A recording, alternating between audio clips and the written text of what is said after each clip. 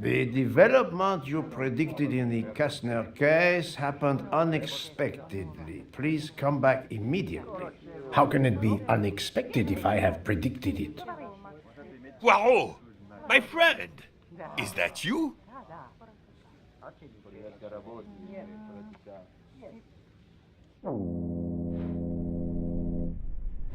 Poirot!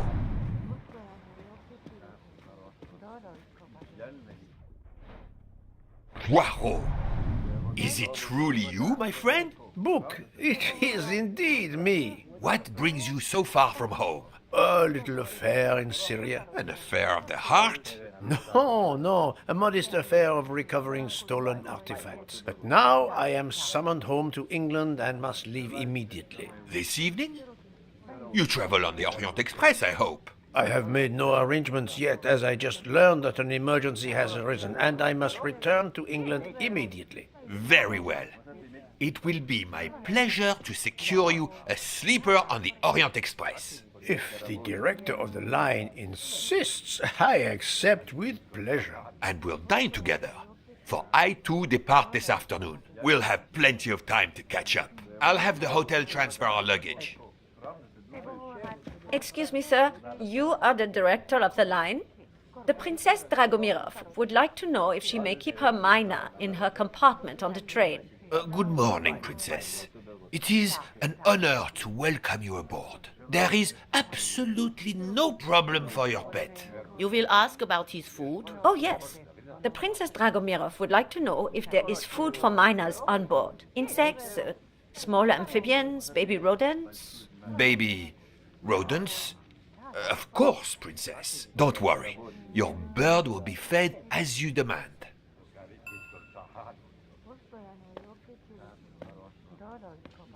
You there, desk clerk. One moment, sir. Listen to me.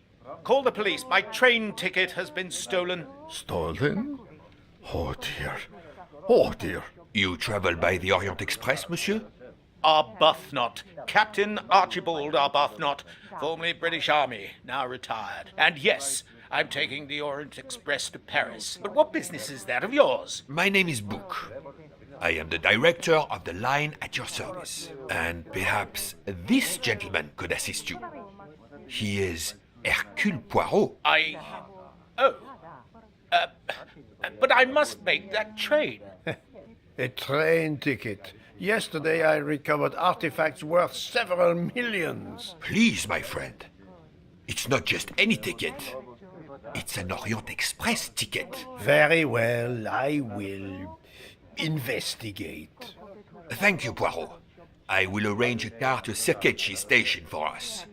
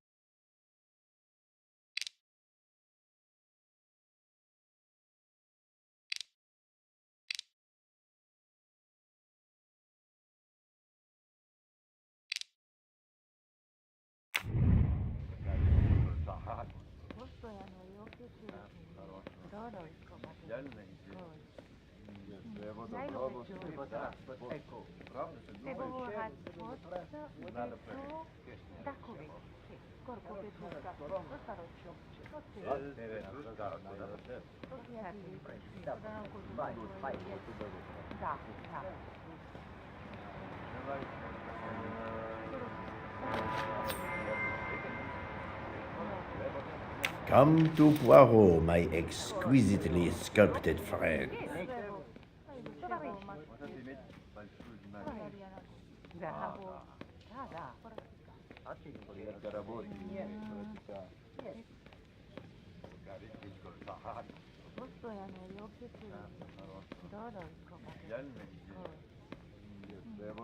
How do you know your ticket has been stolen, monsieur? I put it on a table in my room. I came down here to breakfast, and when I got back, my ticket was gone, and other things were on the floor, as if they'd been tossed about. Alors, monsieur, I suggest we begin in your room. Will you lead the way?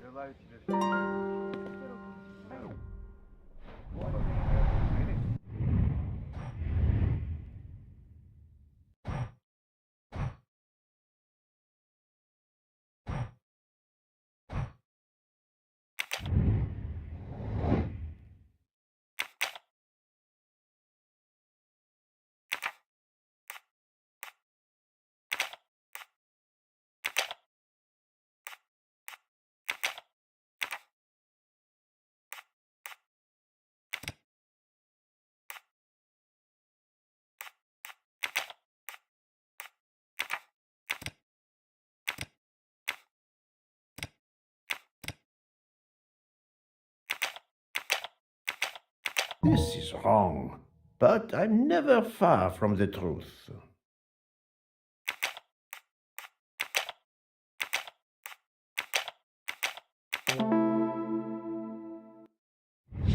That's the right answer.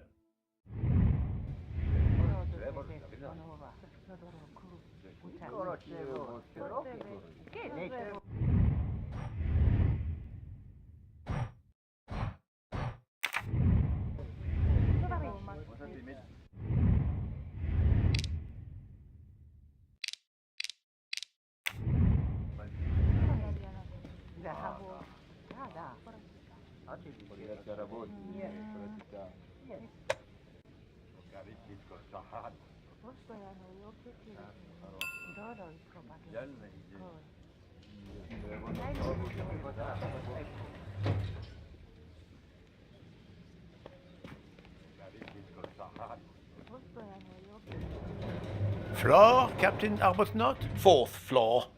Oh, one mystery solved.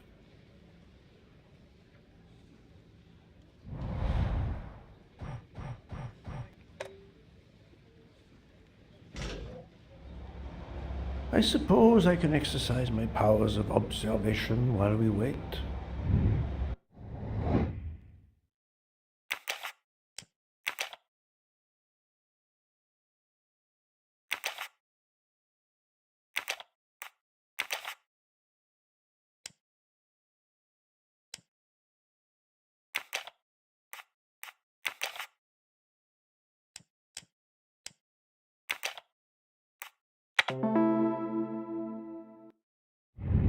Et voilà.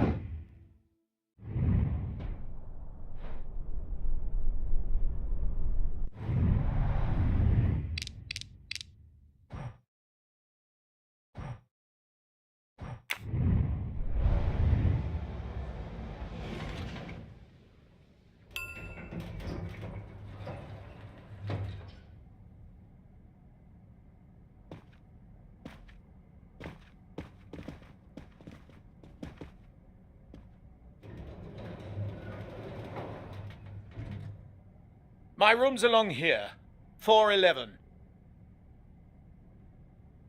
In a hotel of this quality? A thief? Come on, don't dawdle. It'll be a disaster if I miss that train. To a league championship. The Cosmos walked all over the Spitfires 5-1 last night.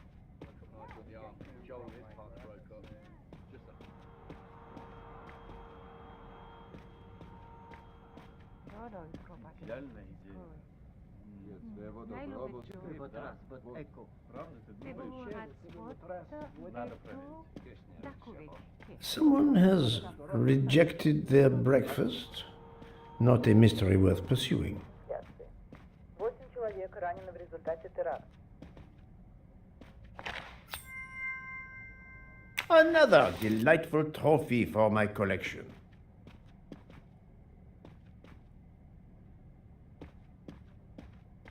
The Angels, last night's 1-0 squeaker gave the Royals a 1-0 lead.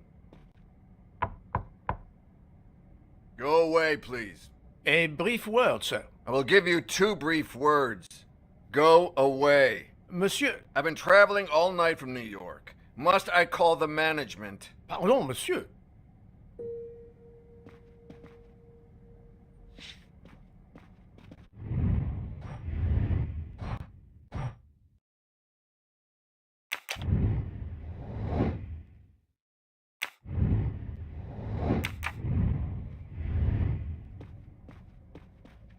You have locked the door, monsieur? Naturally. This is a foreign country. You have the key card? Of course. We will enter.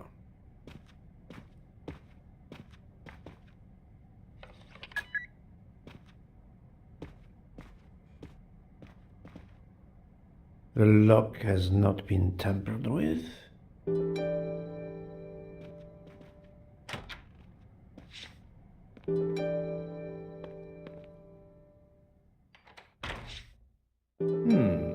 Water with traces of soap. The water is scented.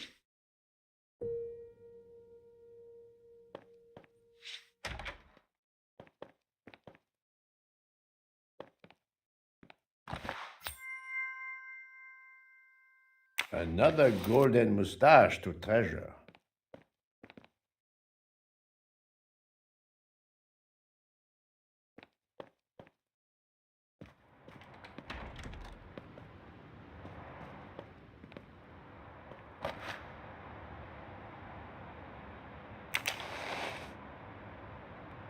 The wallet is somewhat worn. It contains just over $200 and the usual cards.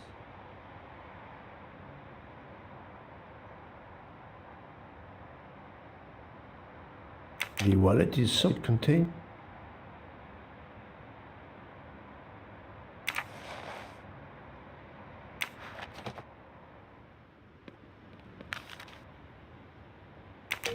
A fact sheet from a tour of Saint Sophia. A fact sheet from a tour of Saint Sophia.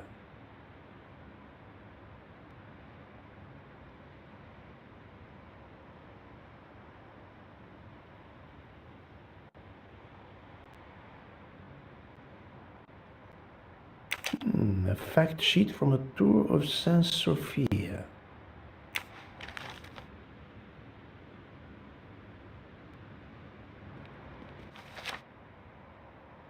A stamped reservation for the Bosphorus ferry.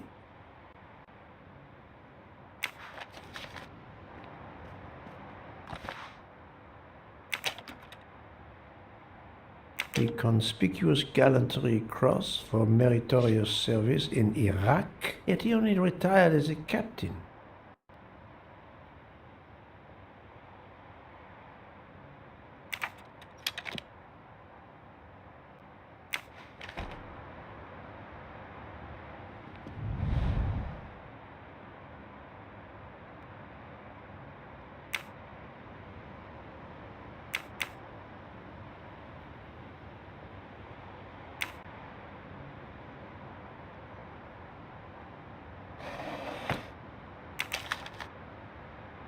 A brochure for this fascinating city.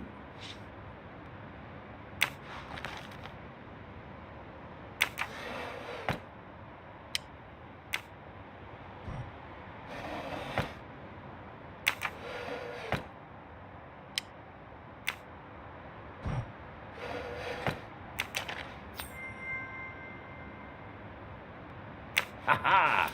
Golden moustache.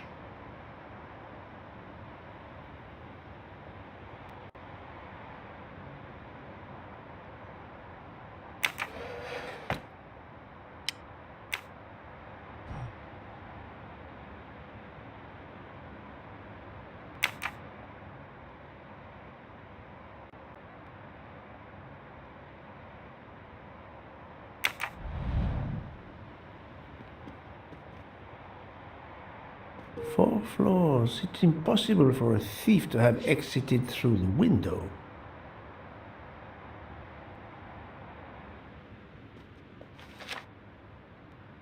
A list of travel expenses. But how did these papers end up on the floor?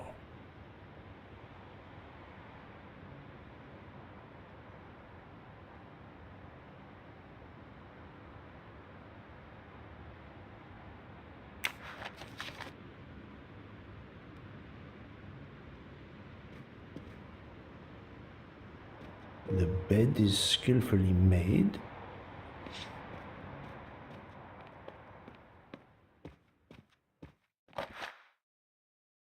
This earring, it is not the first time I've seen it, but where?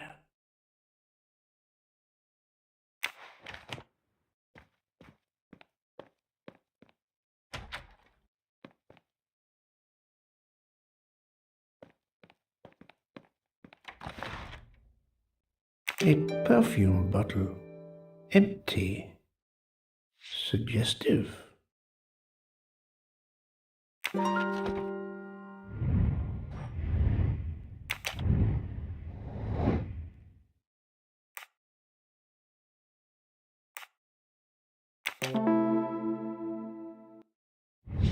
My little gray cells did not let me down.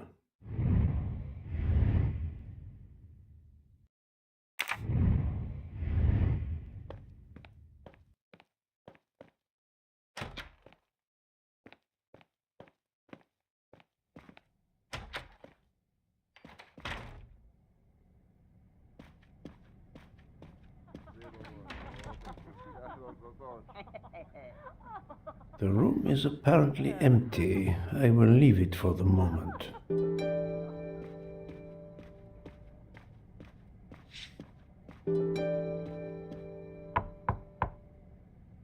Go away, please. A brief word, sir. I will give you 2 brief words. Go away. Monsieur. I've been traveling all night from... Pardon, monsieur. I do not believe we have awakened a thief.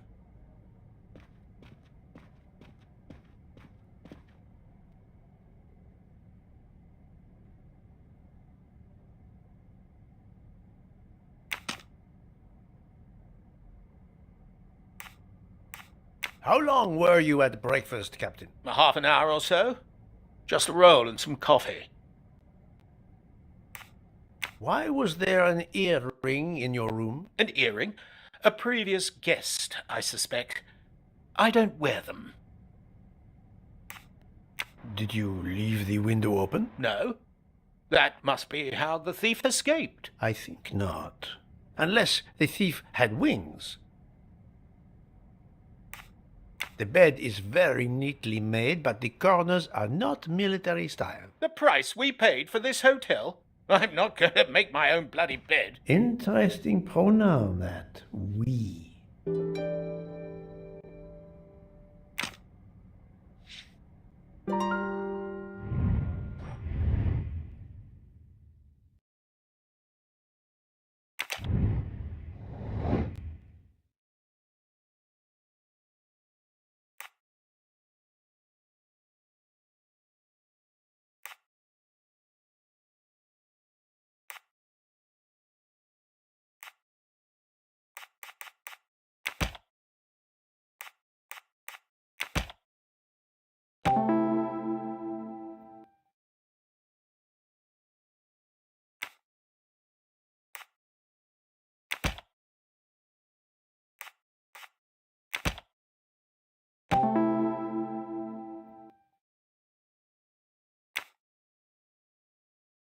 The wind probably blew the papers on the floor as it came in through the window. Moreover, the door is closed, and I found an earring on the bedside table. The captain invited a woman into his room. Maybe she is our culprit. That was easy.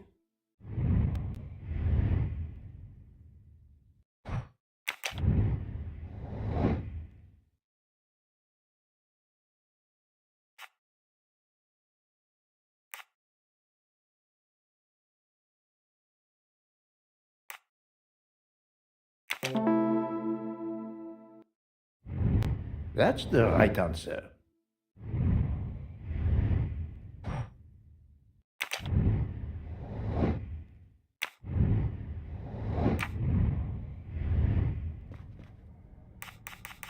Captain Arbuthnot, I have examined your room. Much was revealed, possibly more than you expected. Rest assured we will soon find your ticket. It's about bloody time. I have a train to catch. As do I. You are traveling on the Orient Express? Oui? If you will be good enough to answer a few questions, we may both make our train. Ask away. Please give me an account of your movements yesterday. I spent most of my day in Istanbul, sightseeing. I returned to the hotel as the sun was setting. The desk clerk can confirm I was alone when I picked up my key. I spent the night alone. I had no visitors in my room.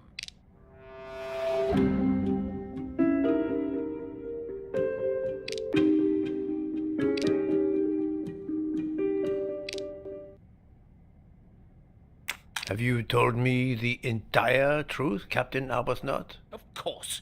I want you to find my ticket. Can you explain the earring I found on the bedside table? An earring? Yes.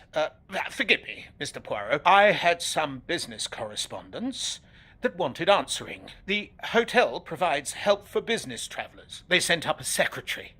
I dictated a letter, and she mailed it for me. I hadn't noticed that she had lost an earring. And when did you invite this secretary? This woman may be the thief we are looking for. That was yesterday evening. My ticket was still there when I went down to breakfast. She can't have taken it. I see. Never mind. It is easily checked. And there was no other person in your room? No, I swear there wasn't. Ah, well, never mind. If it is not her, there is only one option left. Fine. Please finish your job quickly. I'll be downstairs in the lobby.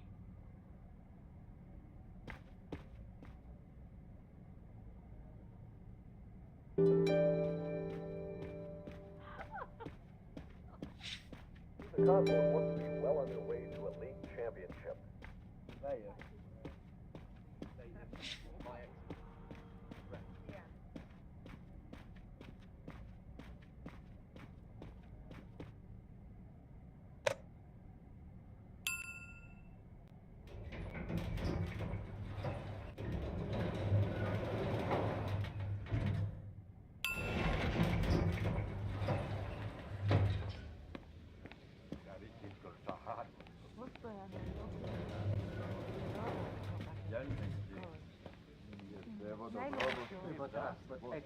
The Hotel to Catlian is a perfect prelude for my journey.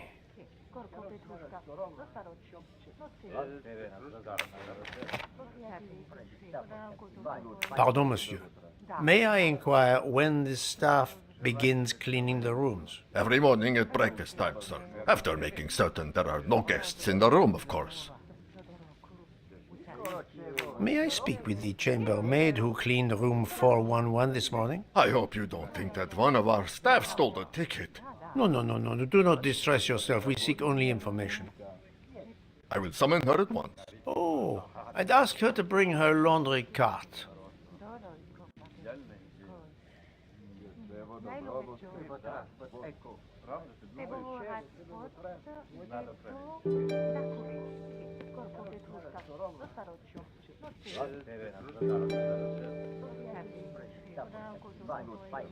Poirot is not going to touch the dirty laundry.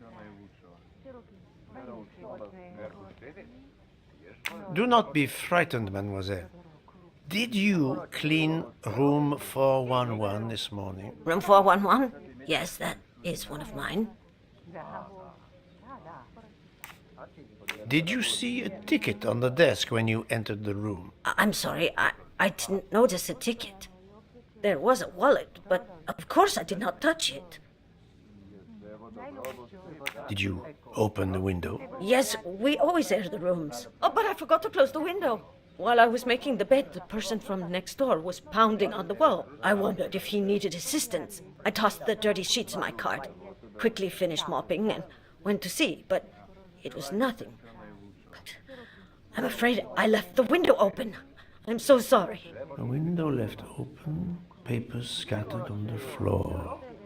The chambermaid cleaning the room. I believe I can now visualize what happened.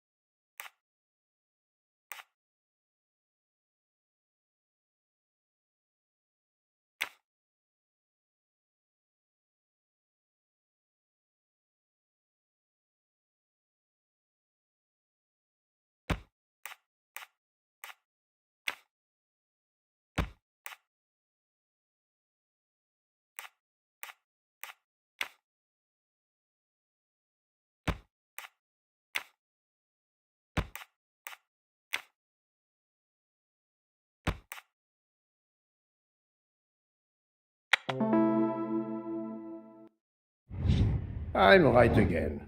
That happens to me a lot.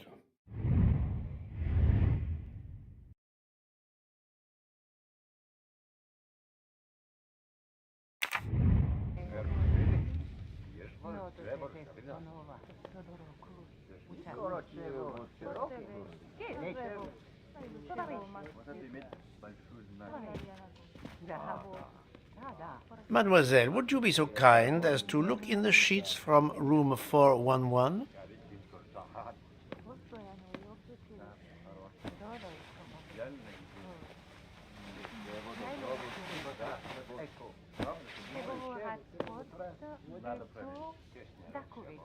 And so the missing train ticket completes its strange journey. An open window, a laundry cart, and an annoying neighbor. But chance is the only guilty party in this dark mystery. Mr. Poirot, I apologize. I believe my concern got the better of me, and I forgot myself. Thank you. It was a case of great magnitude. I'm glad I was up to the challenge. And that, I think, is that.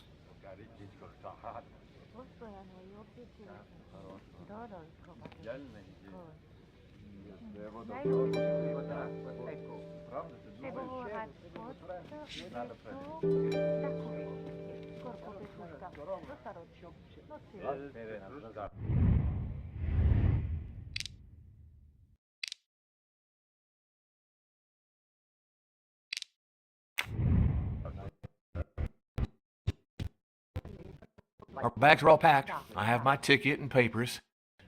Me yours. I'll hang on to mine.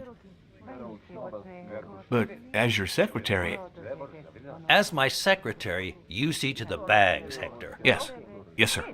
That man, I have a curious impression of him, as if I were observing a wild animal, uncaged.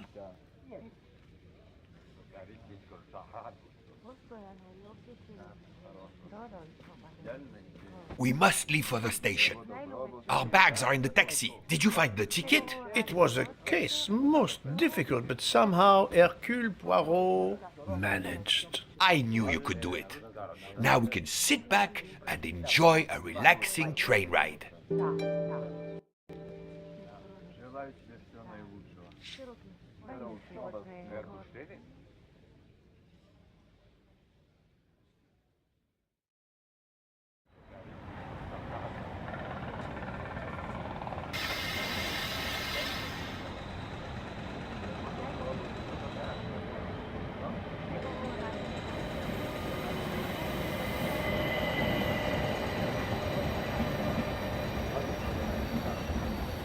You are in luck, Poirot. Of course, no journey on this train is ever ordinary, but this is a special occasion.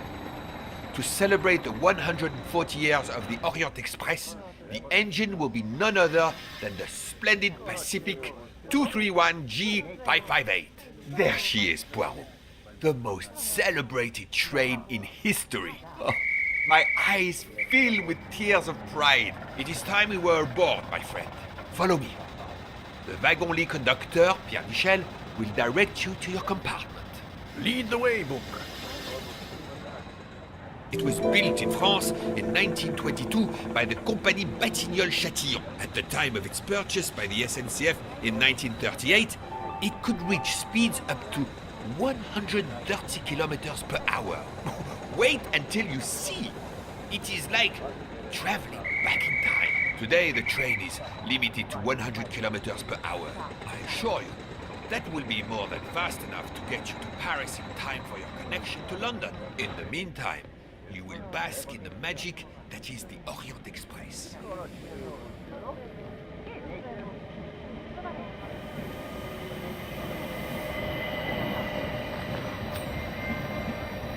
You can never have too many of these.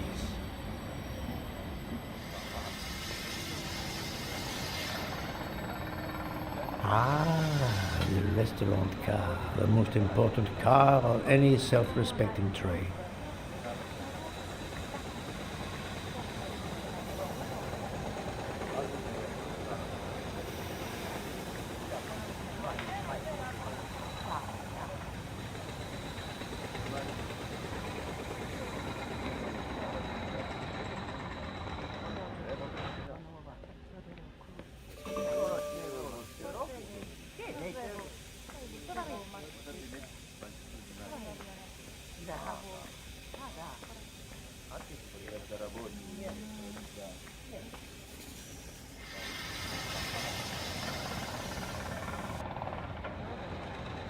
My friend Book did not lie. His train is a beautiful machine.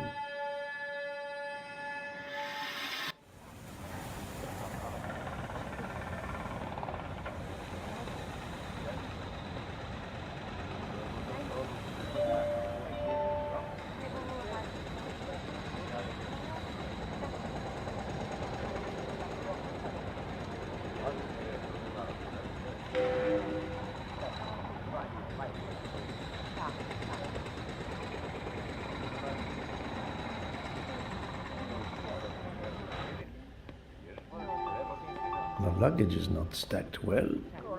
I am resisting the temptation of lining it up properly.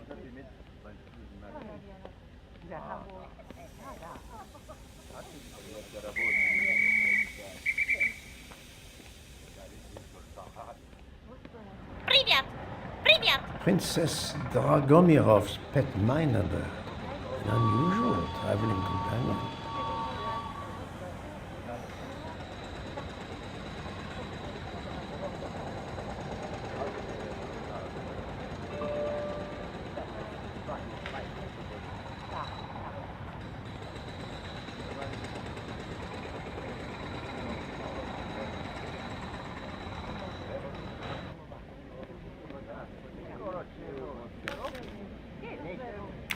moment to savor, to see the famous locomotive after so many years.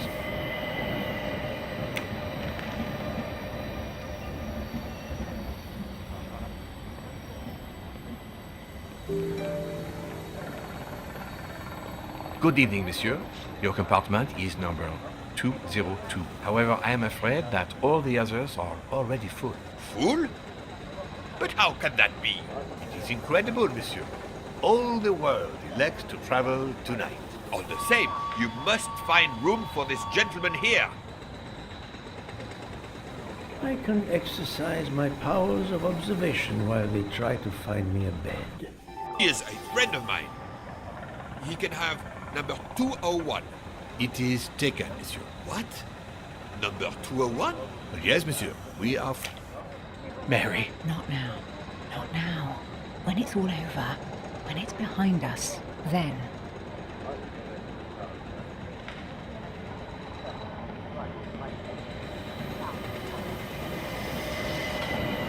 Is everything aboard the train, Hector? In your compartment, Mr. Ratchet. I'm having them disinfect the room again as you instructed. I also got a call from the Indians.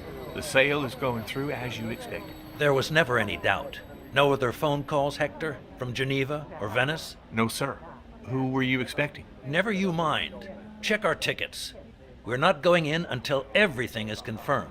The young man seems quite agreeable, but the older man is something quite different.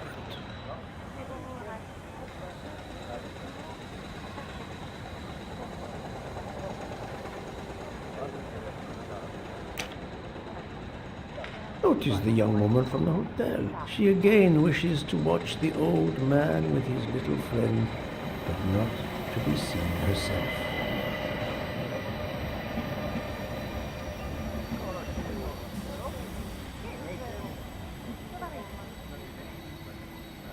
Darling, we have to get aboard.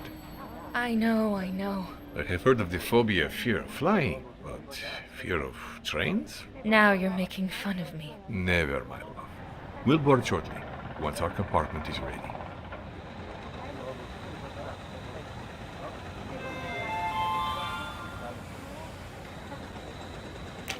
Why did you order so much lobster, Hotaru? My dear Freya, I need it for my specialty on the second night. And if the lobster a la mori isn't fresh, the passengers will know. We don't have enough space for my desserts. Tonight, molten chocolate cake. Tomorrow, my specialty. That is not my concern. They will not have room for them anyway. Serve your lobster tonight. Chicken a la mori must be the first night dish for the travelers. It is easier to digest. Ugh, you really are the egomaniac everyone says you are. I have every reason to be. I am the engine. You are just the caboose. Poirot, I am mortified.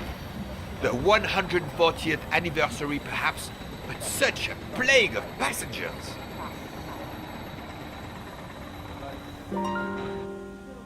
Poirot, I am mortified. The 140th anniversary.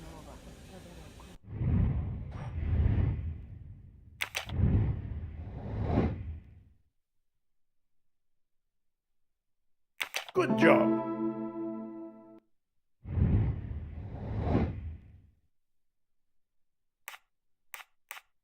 Fantastic.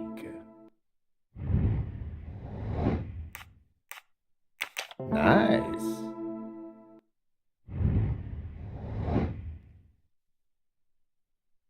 Brilliant.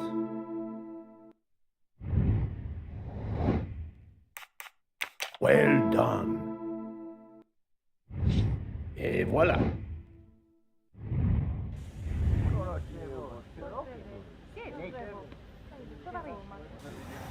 Poirot, we have a solution. A gentleman has not yet come. An Englishman, a Monsieur Harris. A name of good omen. It is already time to leave. What do I care for Mr. Harris? As Monsieur pleases. I had your things sent straight to your compartment. Unfortunately, you will be with another traveler. No. Only for the first night. It cannot be helped. I will survive, mon ami. Monsieur Book, we can't find enough space in the kitchen refrigerator to store all of my ingredients. How is it possible? His recipes are extravagant. We need to leave something on the platform. If my lobsters don't go, I don't go. And have the passengers on the Orient Express go hungry? Never!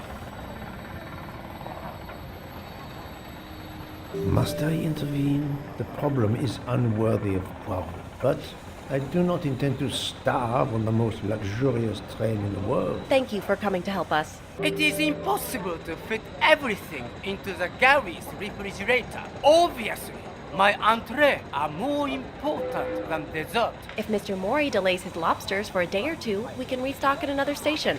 Delay? You ask me to delay? Freya? Calm yourself, my friend. I'm sure we can find a solution. Is that a diagram of the refrigerator? May I see it? Yes, he refuses to look at it.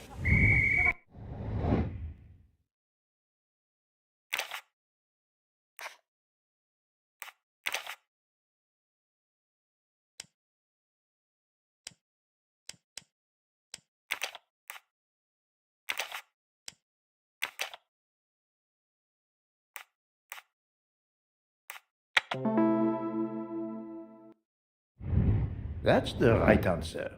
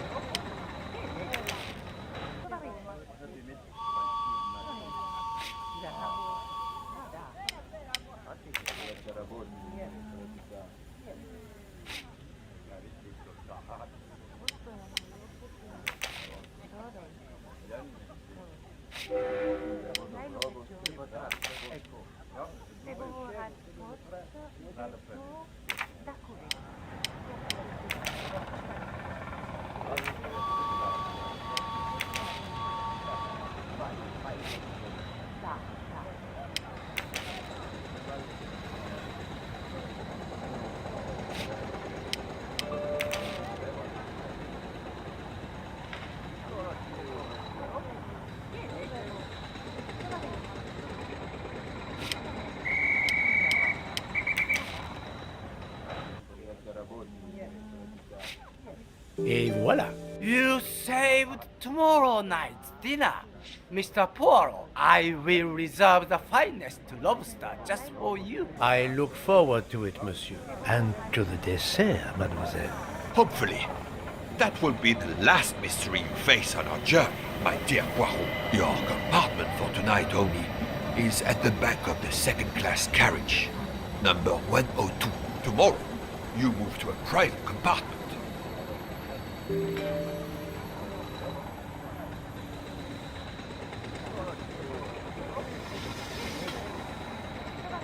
Welcome, Monsieur Poirot. I apologize for the delay. Thank you, Monsieur Michel. I am delighted you could accommodate me.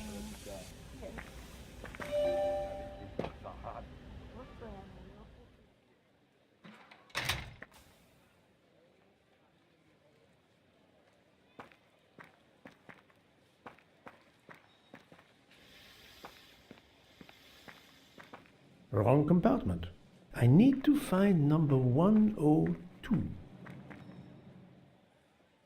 These first-class rooms are very spacious and luxurious.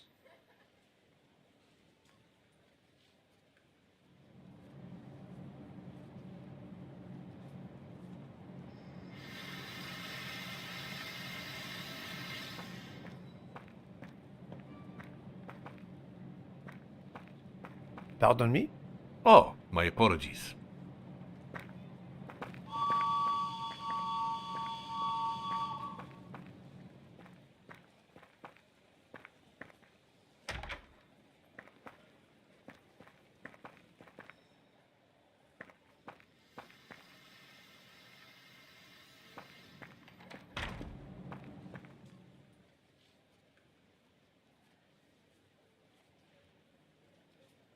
This lady has a style of her own, eccentric but chic.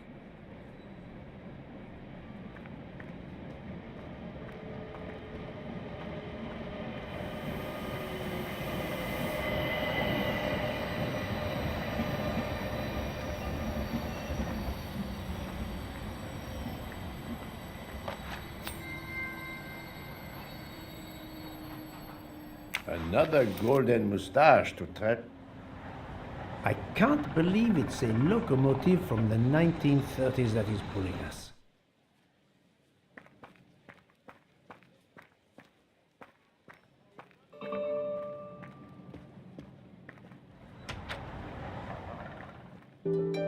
Excuse me, I think you made a mistake. You are Mr. Harris? No, my name is McQueen.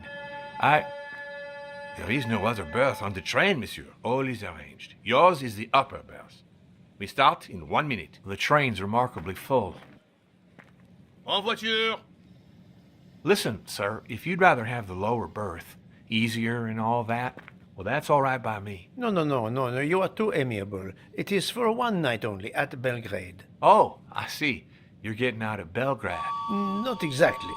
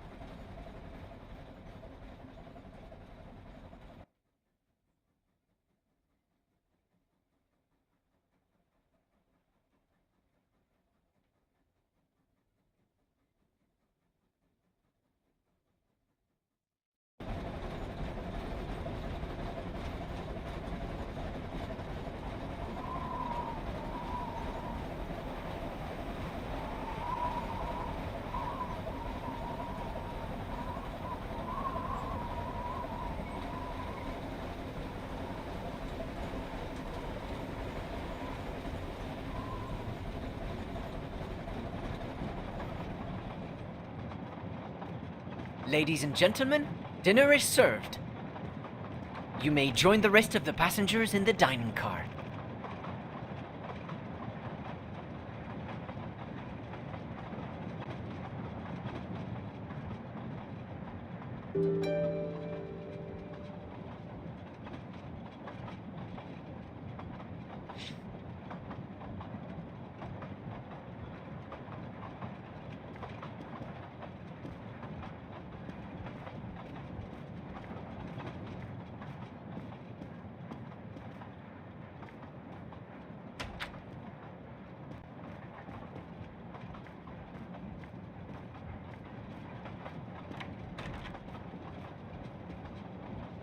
Excuse me, monsieur. Pierre asked me to inform you that a passenger left us, so his room is yours. Monsieur Bouc instructed that your things be transferred to room 202 during dinner. You will be more comfortable in first class. It is true what you say. Thank you, Mr. Fauché, monsieur.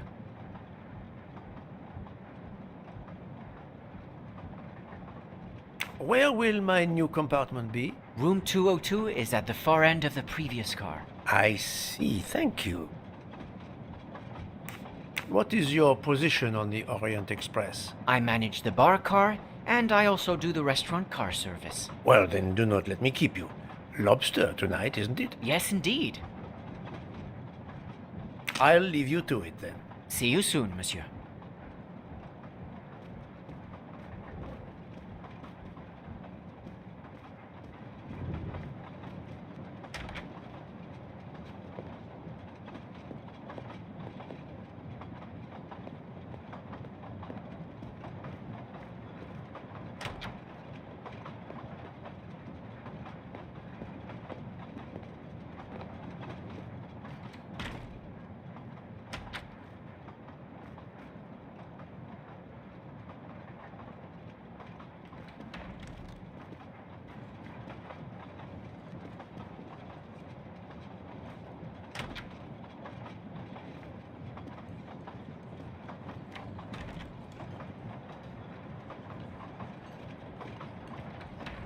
Please, my friend, join me.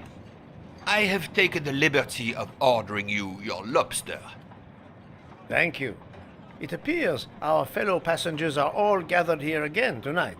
Ah!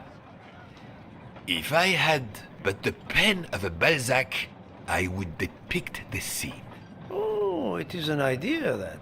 Ah, you agree. It has not been done, I think, and yet it lends itself to romance, my friend.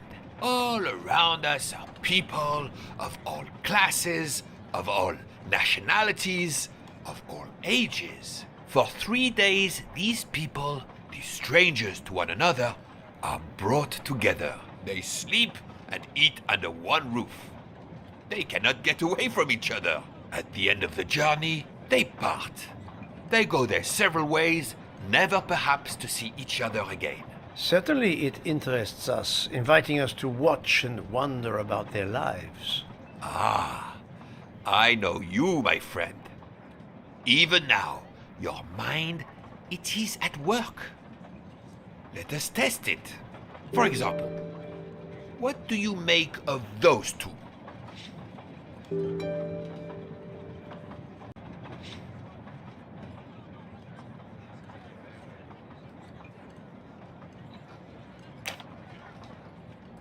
Mamma mia, you can feel the power of engine. We climb into the mountains with ease. I know something about the power, and this baby has it in spades. There's something special about a train, I'll give you that. I sell toys, and model trains are one of our biggest items. And not just for children either. You sell model cars too? Sure, but give me a train any day. Oh, my friend. What do you have against the cars? Now I work at Fortuna in Italy as a spokesperson. We are producing the next generation of electric cars, the Fortuna Firenze. Like the city, it is beautiful. We got the competitors looking over their shoulders so much, they're going to hit something. Didn't mean to be insulting. It's just that there's something magical about a train.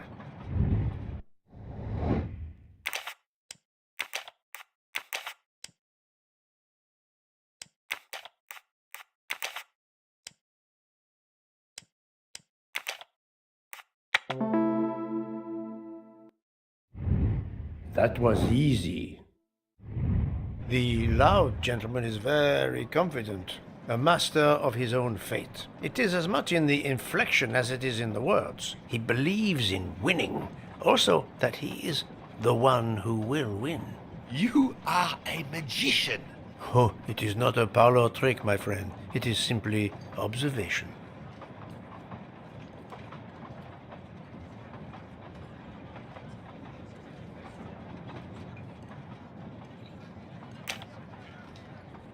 I was visiting my daughter. She works at the American Embassy in Istanbul. I told her she'd never find a husband there. Since I wanted to see Paris on my way home, she told me I should take this high-class train. I can't wait to see Paris. It looks beautiful in the movies, but it couldn't be more beautiful than Schenectady in the good old US of A. That's where I'm living now. And you, Miss Debenham, was it? Where do you hail from? I was born in the UK. Oh, that's in England, isn't it? What do you do for a living? I teach English to children in other countries. I see. Oh, I wish I spoke a foreign language. My daughter speaks several languages. Let me tell you about her work. It's very important.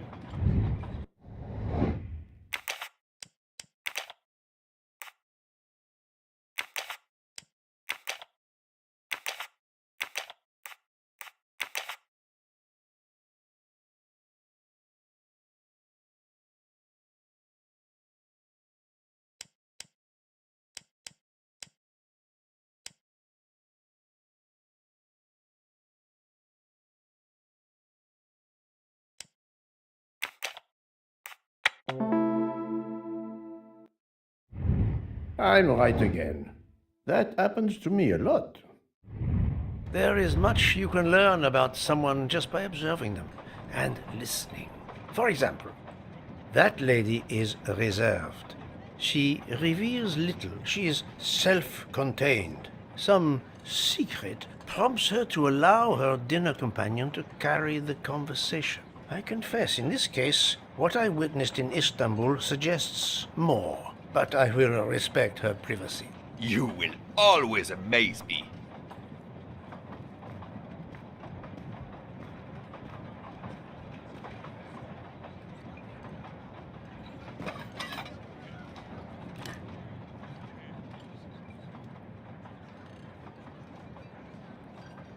My friend, this is one of the best desserts I have ever eaten.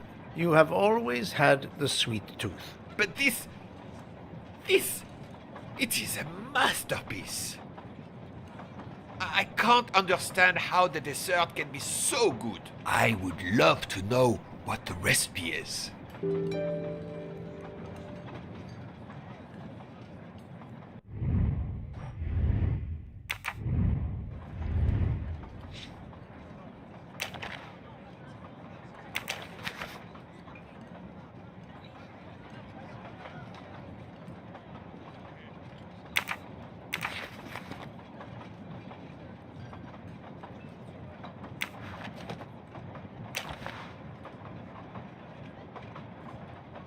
I couldn't tell what flavor the ice cream is. It looks like lemon. Look at the zest. Yes, I wasn't sure what that was. What is the red fruit?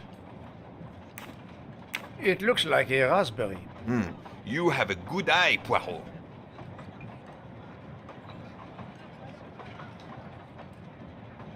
The biscuit is the foundation of the dessert. All else is built upon it. What do you think?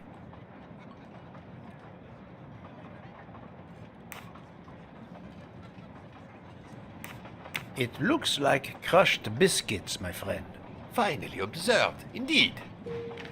Poirot, I am embarrassed to ask you a great favor. My friend, I am on this train due to the great favor you have done me. How may I assist you?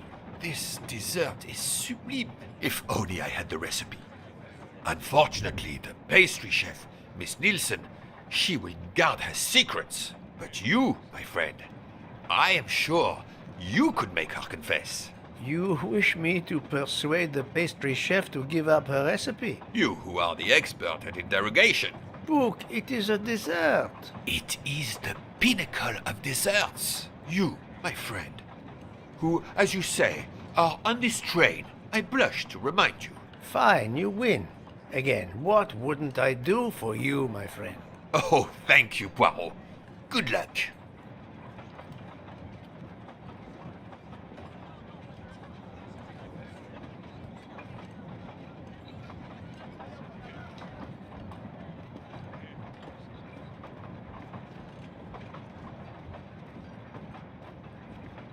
Good evening, mademoiselle. Good evening, sir. How can I help you? That was a magnificent dessert you served us tonight. I wanted to tell you personally how much both Monsieur Bouc and I enjoyed it. Thank you very much, sir. In fact, it is so good. Monsieur Bouc insists on knowing how you made it. Oh, sir, I'm sorry.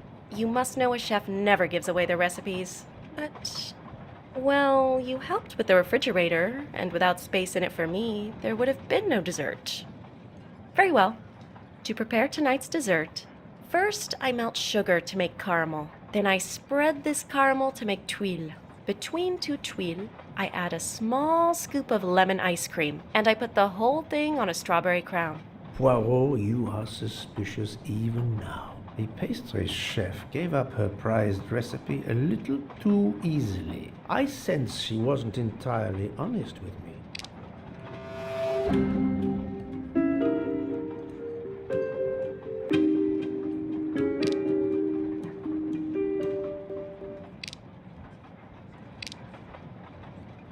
Thank you for sharing your recipe with me, but I doubt those are strawberries you're using. Oops. You have a good eye, Monsieur Poirot. Very well. What fruit do you think I used? You used raspberries, not strawberries. I'm not fooled. You're right. Mr. Bouc, he couldn't tell the difference. Let's move on to the bottom part of the dessert. My favorite part of the dessert. First, I melted some butter. I crumbled pieces of chocolate into the butter. Then I placed the mix in a circular mold. Finally, I let the whole thing cool down to let it harden.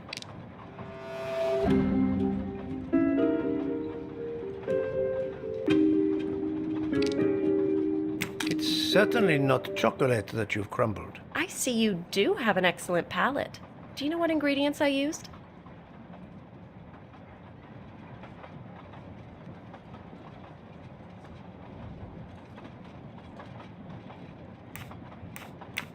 A clever pastry chef might mix crushed biscuits with butter to create this delicious base. That's it. You're getting closer to the entire recipe. Closer? I've caught murderers with less difficulty than this. I'll give you one last challenge. I'm sure you will be able to figure out the order I mix my ingredients in. If you can, you will have earned my recipe. Mademoiselle, solving the murder of Roger Ackroyd was easier than this.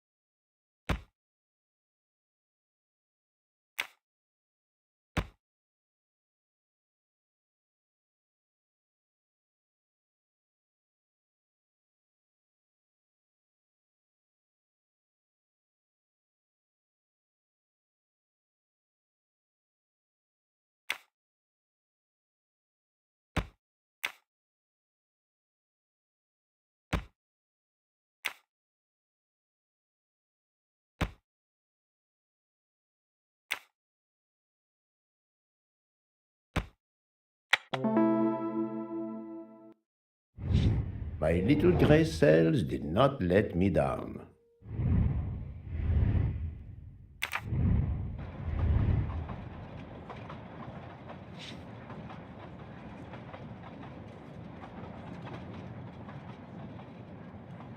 As promised, my recipe is yours. Give me 5 minutes to write it down for you. Thank you. I am in your debt.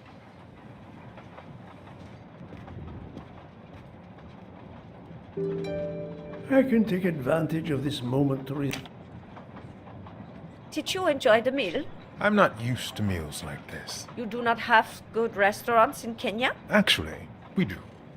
This isn't the 1930s. I did not mean to offend. You didn't like the meal? The lobster, it was undercooked, and the potatoes were too dry. I expect, being Princess Dragomirov's assistant, you must be used to eating well. Cooking is an art. You do not need to wear the chef's hat to be an artist. What is your favorite dish? Curry roast. It is a specialty of mine.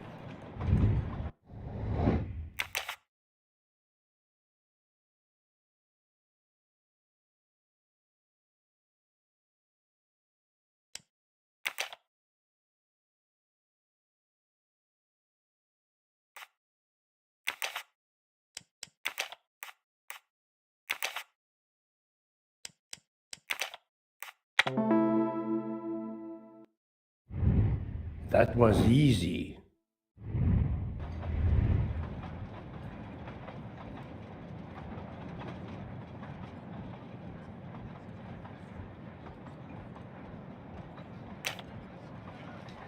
I made a lot of progress on the expenses last night, sir. I should be done by tomorrow morning. You're supposed to be a fast worker, Hector. Sorry, sir. Working here is not as comfortable as in our office in Boston. You're lucky to ride in a train like this.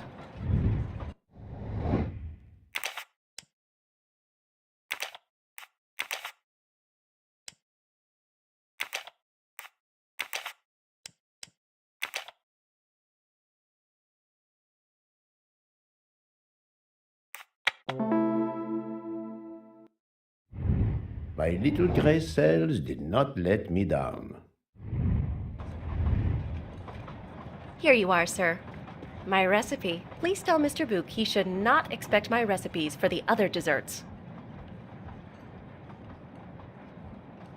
Thank you very much, mademoiselle. I know he will sincerely appreciate the gesture, and I will make certain he gets the message.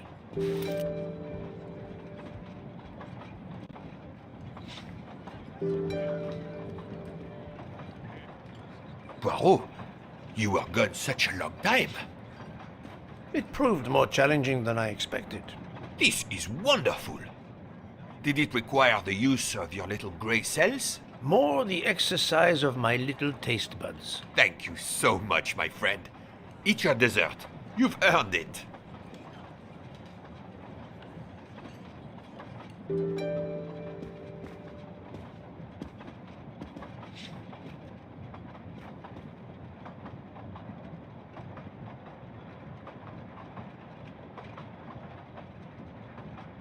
Good evening.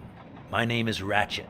I think that I have the pleasure of speaking to Mr. Hercule Poirot, is that so? You have been correctly informed, monsieur. Your exploits are well known on my side of the Atlantic. In my country, we come to the point quickly. Mr. Poirot, I want you to take on a job for me. Are you interested in earning a lot of money? My clientele, monsieur, is limited nowadays. I undertake very few cases. Why, naturally.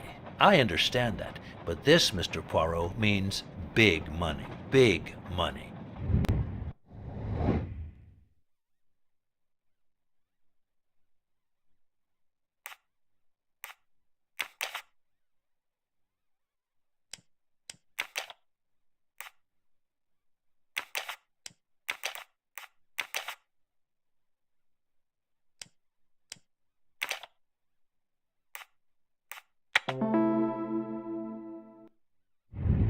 Et voilà. What is it you wish me to do for you, Monsieur Ratchet? Mr. Poirot, I am a rich man. A very rich man. Men in that position have enemies. I have an enemy. Monsieur, in my experience, when a man is in a position to have, as you say, enemies, then it does not usually resolve itself into one enemy only. Yes, I appreciate that point. Enemy or enemies, it doesn't matter. What does matter is my safety. My life has been threatened, Mr. Poirot. Now, I'm a man who can take pretty good care of himself. But as I look at it, a little insurance wouldn't hurt. And remember, big money. I regret, monsieur, that I cannot oblige you. What's wrong with my proposition? If you will forgive me for being personal, I do not like your face, Mr. Ratchet. Now, if you wouldn't mind, I'd like to finish my coffee peacefully.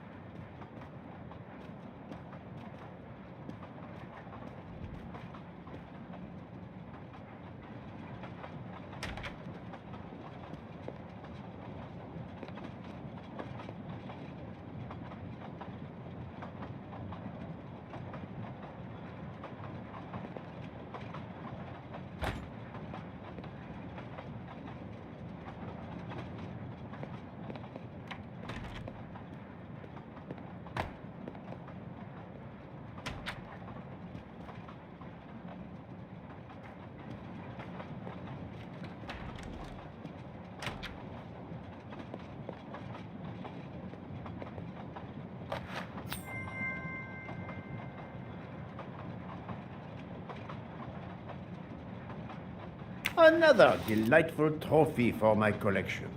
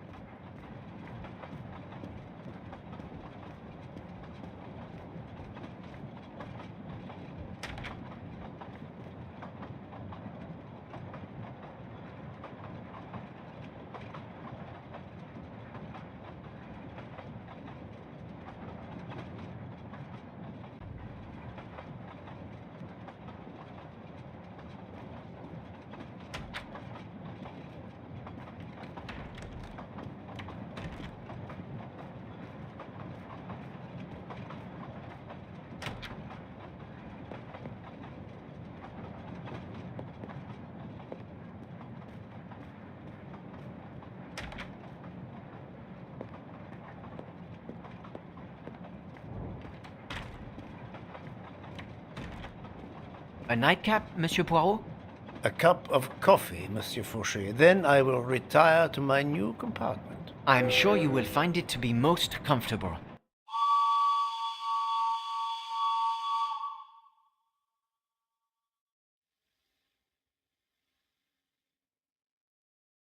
We have stopped? Yes, sir. Belgrade Station. If you'd like to go out and get some fresh air, now is the time. The train leaves at 9:15. No, I see that it is snowing. I will not seek out the fresh air. Probably a wise decision. May I suggest a chocolate to accompany your coffee? It is produced by my father, the best chocolatier in Switzerland. I would never refuse a chocolate with such high recommendation. I know you will enjoy it, and please let me know if there is anything else you require.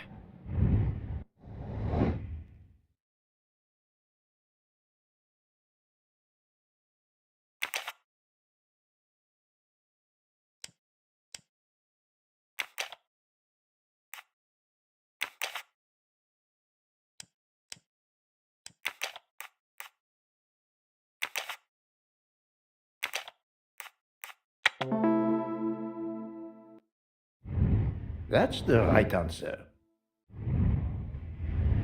Everything was perfect. Thank you very much. My pleasure. Is there anything you require, monsieur? No, merci.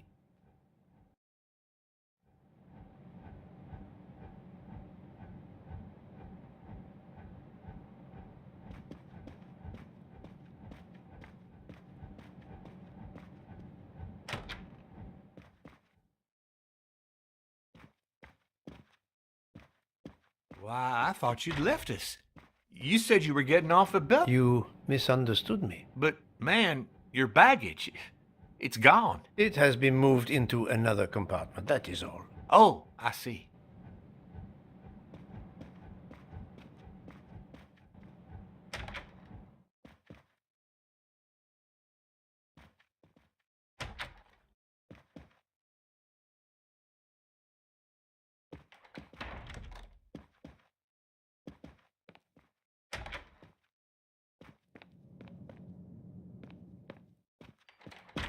I wish you a good night, Monsieur Poirot. Good night.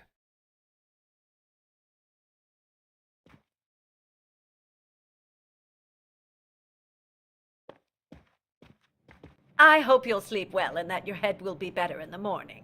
It is just the cold. I'm now making myself a cup of tea. I hope it'll warm you up. I hope so. Good night. Well, good night, my dear. What a brave girl. On the other hand, that man there in the next cabin, Monsieur Ratchet, he scares the hell out of me. There's something wrong about that man. My daughter always says I'm very intuitive. When Mama gets a hunch, she's dead right. That's what my daughter says. And I've got a hunch about that man. He's next door to me, and I don't like it. I put my bags against the communicating door last night. I thought I heard him trying the handle. Well, whoever you are, I'm going right to bed to read. Good night. Good night, madam. Whoever I am?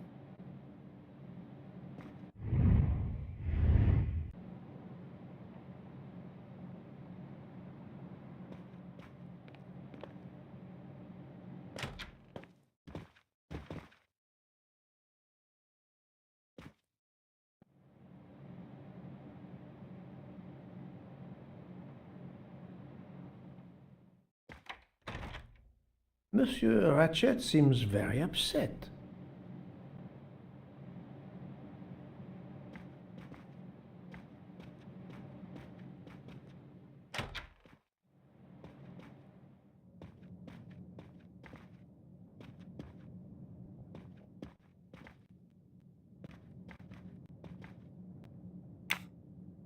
Ah, finally a real bed fit for a king, or a very tired detective.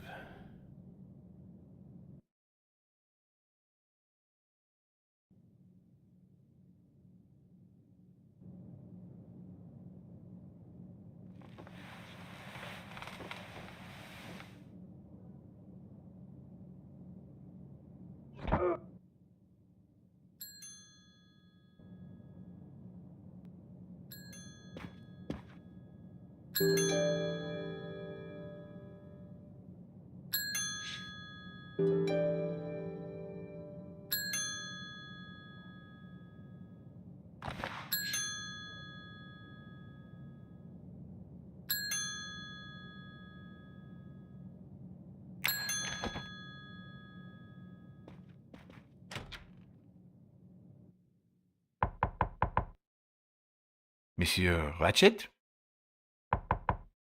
Ce n'est rien, je me suis trompé.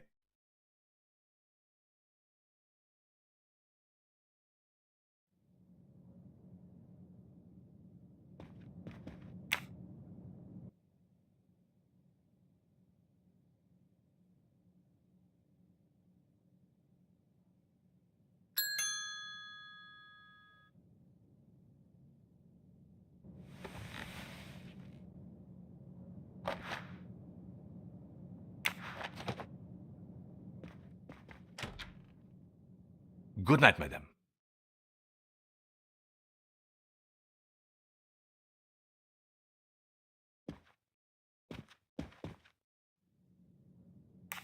The American lady? Yes, don't worry. You'll know how Mrs. Hubbard is. Imagine to yourself the time I have had with her. She insists, but insists, that there is a man in her compartment. Just imagine it, monsieur.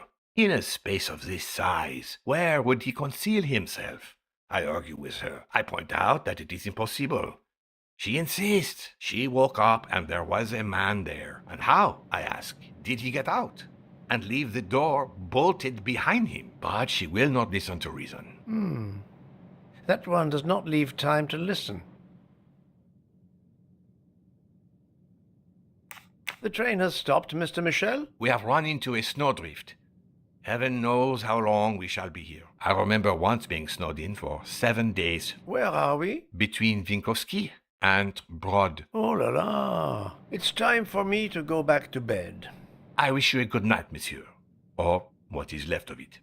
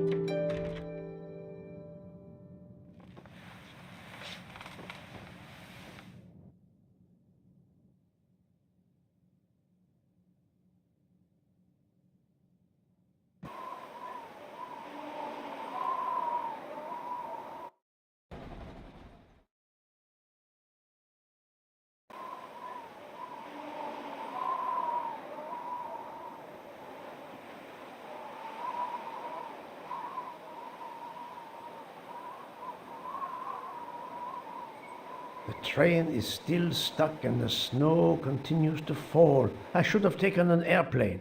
Well, I must make the best of it and join the other passengers for breakfast.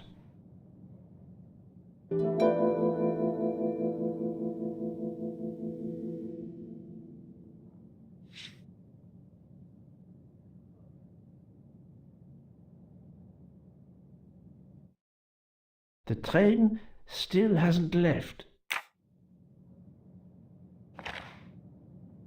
Wax to preserve the perfect symmetry of the moustache. Finest of curling irons for the moustache. The moustache comb to tame unruly knots.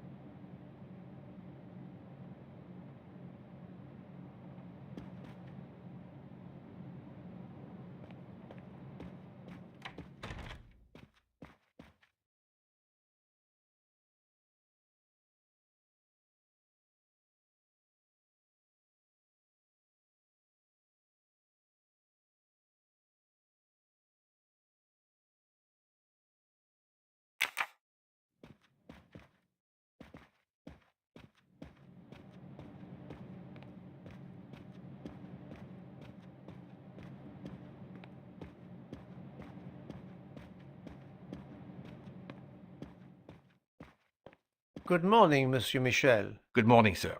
Please enjoy our special breakfast in our restaurant. Good morning, Monsieur Michel. Good morning, sir.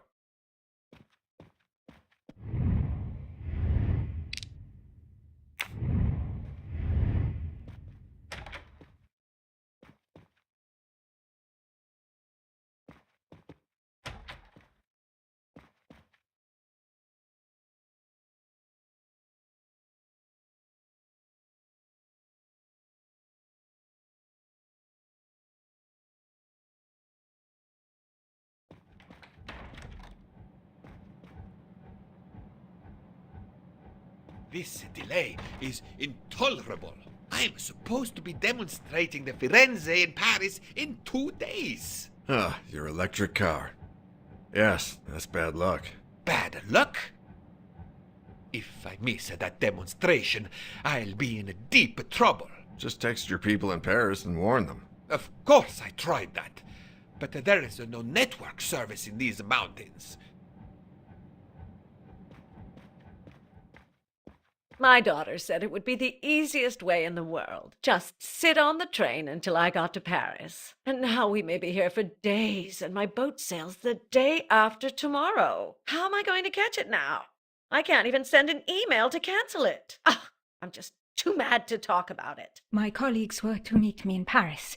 They will wonder what has happened to me. I can get no words to them. What will they think? We have refugees to help.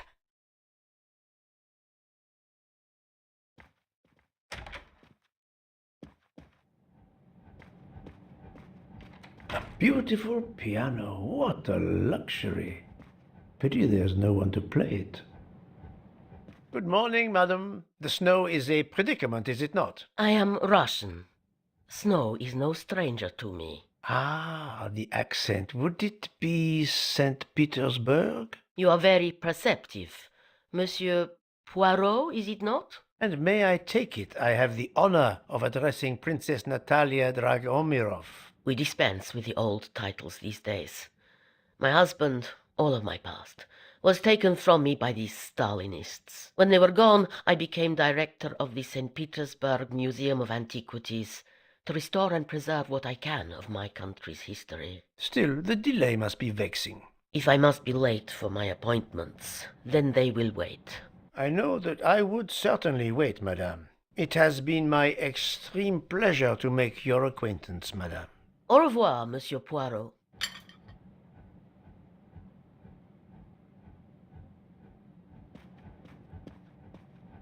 Mademoiselle, you are not concerned about the train stopping? What can one do? Indeed, this does not make the train move. You have great strength to remain calm at a time like this. I know one far, far stronger than I. And that is?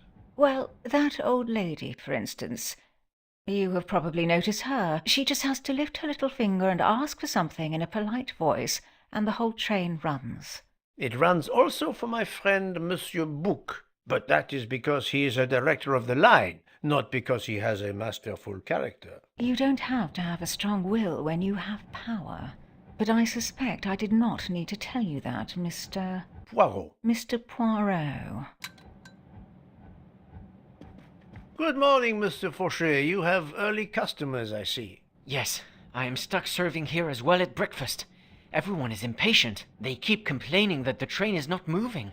As if I could get out and push it. It's too early for me to order a boxcar. That is the appropriate drink, I believe. A gin triple sec, lemon and grenadine mix. A drink for a train indeed. But not perhaps for my breakfast. I think I will settle for an omelette. Good luck, sir. Miss Nielsen is helping to serve in the dining car.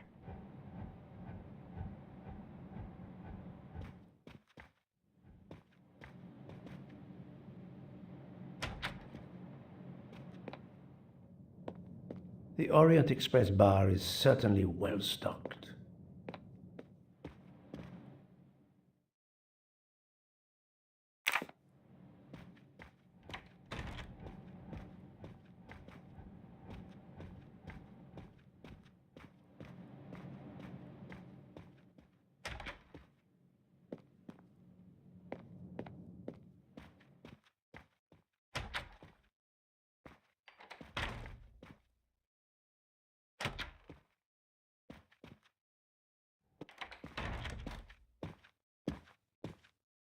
How long are we expected to be stranded here? It won't do much good complaining to me. That fellow there with the moustache, he may know something. Excusez-moi, sir. Yes? Monsieur Bouc asks for you to join him in compartment 203. Look here, Poirot. Can you tell us anything? I can tell you the snow, it will not move aside on its own. Of course, but you obviously have some influence with Bouc. I am going to see him now. I will ask him if he has any information.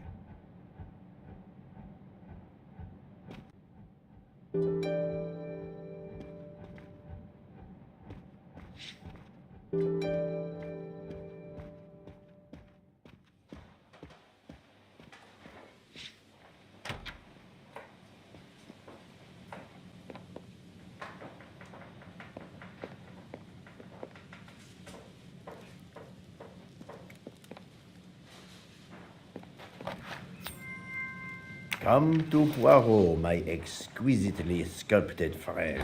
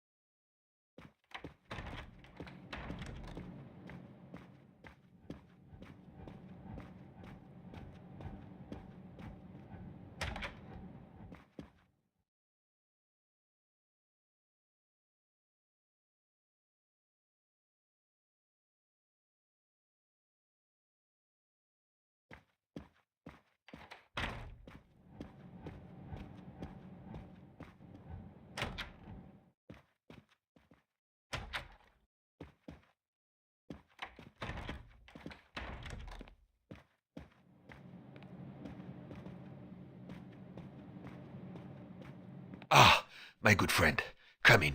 We have need of you. What has occurred? A passenger lies dead in his bed, stabbed. A passenger? Which passenger? In there. He's an American, a man called Ratchet. It was his valet, Masterman, who was worried that Mr. Ratchet was not awake yet. Pierre Michel, the conductor, decided to break in and found the body. I see. Well, my friend, I think it is best not to touch anything and wait for the police to arrive. Oh, I tried to call the police, but there is no cell tower for many kilometers. We could be stuck in the snow for hours. The murderer is with us. On the train, now! The sooner we catch him, the sooner we'll be out of danger. Dr. Constantine is already examining the body. Mon ami, this is not a missing train ticket. We must follow procedure. We must wait for the police to secure the crime scene. Please, Poirot. I will take full responsibility. Book, you ask. Well, if we cannot contact the outside world, then... Oh, you are going to drive me crazy. In truth, this problem intrigues me. I was reflecting not half an hour ago that many hours of boredom lay ahead whilst we are stuck here. And now, a problem lies ready to my hand. You accept, then? C'est entendu. You place the matter in my hands. Good. We are all at your service. This is the room right here.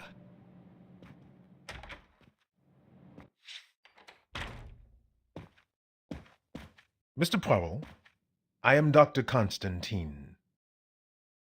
Forgive me, Doctor. You are a medical examiner? No, but I have assisted in post-mortems at Nairobi Hospital, where I am a teaching fellow. I am familiar with your excellent institution. I do not intend to perform a full autopsy, but a preliminary examination should be of some use. Of course. May I have a look? Then we can compare notes. Please.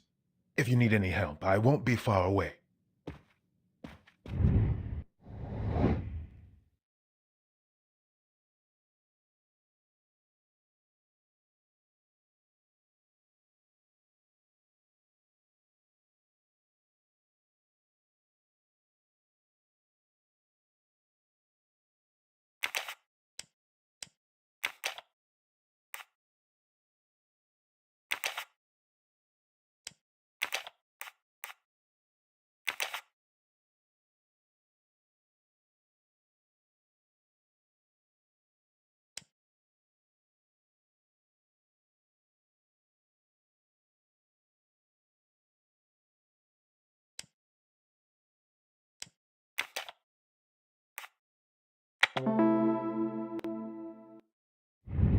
I'm right again. That happens to me a lot.